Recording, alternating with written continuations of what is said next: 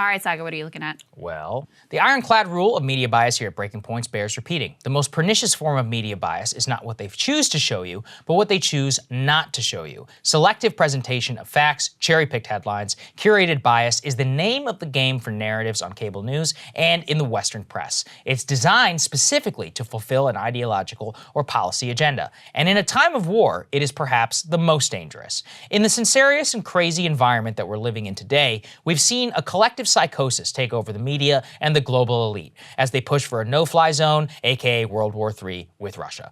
But more recently, they have taken up a different cause, one that shows the outright chauvinism of the Western press, which could in fact have major geopolitical ramifications. And that is how it is currently treating the nation of India. India right now is being raked by the Western press for continuing to explore ways to buy Russian oil, not voting to condemn the invasion of Ukraine in the UN Security Council, and in general taking a very cautious approach to how it handles this crisis geopolitically. This has caused consternation and outrage here in Washington, with many accusing India of abandoning the West and siding with Russia. There's just a problem with that narrative. Last time I checked, India is not a Western country. It is a massive Eastern democracy on the other side of the globe, with nothing at stake in Ukraine or in NATO.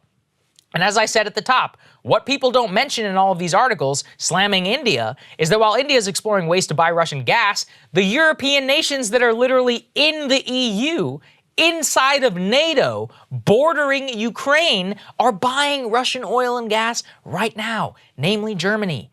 This does not stop, however, Trish Regan, she's the former Fox News anchor, from saying the quiet power out loud of a lot of Washington groupthink, that India should be literally sanctioned for buying Russian oil. She says, quote, "Right now you're with us or you're against us. Simple."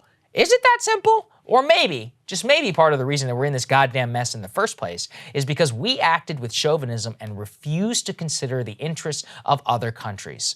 I am an American nationalist. I believe that the principal interest of U.S. foreign and economic policy should be to produce prosperity for the American people. If that at times happens to align with the interests of the world, then fine. But that is not my primary motivation.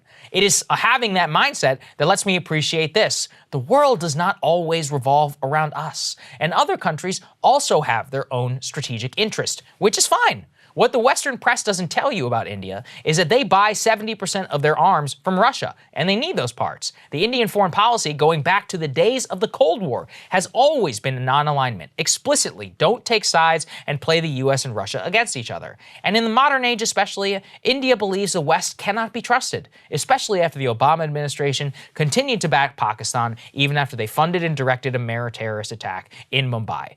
And given that the Western press describes India as fascist every chance that it gets. The biggest problem the West makes in its dealings abroad is the assumption that other people's elites are as deranged as ours. Most people just act in their self-interest, with relatively no other consideration.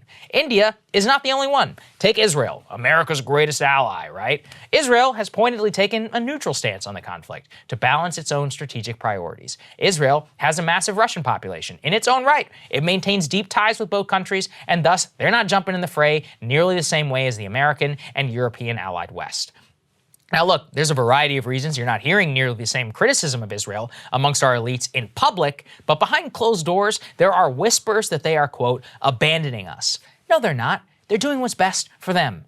The Russian invasion of Ukraine has realigned global politics forever, and the axis on which it is being defined is fundamentally not one that is all that useful to U.S. interests in the long term. Should the U.S. relationship with Russia really be tarnished over, or with India really be tarnished over Russia? At the end of the day, Russia is not all that important to U.S. interests. Yes, a stable Europe is in America's interest, but to the extent we can do anything about it, it is the Europeans themselves who must lead. The future of U.S. GDP, of U.S. interests, is and has always been in the Asia-Pacific for the future. And yet the domination of Ukraine and Russia coverage here in America and the West is coloring the way with which we will engage with the globe and in the Asia-Pacific. Even right now, the U.S. relationship with China is defined by Russia. Are they supporting Russia or not? In fact, I find it especially amusing that it is acceptable to the American elite to sanction China for supporting Russia. But years ago, when it came time to put tariffs on China for years of abusing the global trading and financial system and killing U.S. businesses, oh no, that would be a flagrant violation of the global order. The key to keeping America out of the war further and to keeping the U.S. prosperous in the future is the ability to balance the outrage at what is happening in Russia with our actual interests in the future.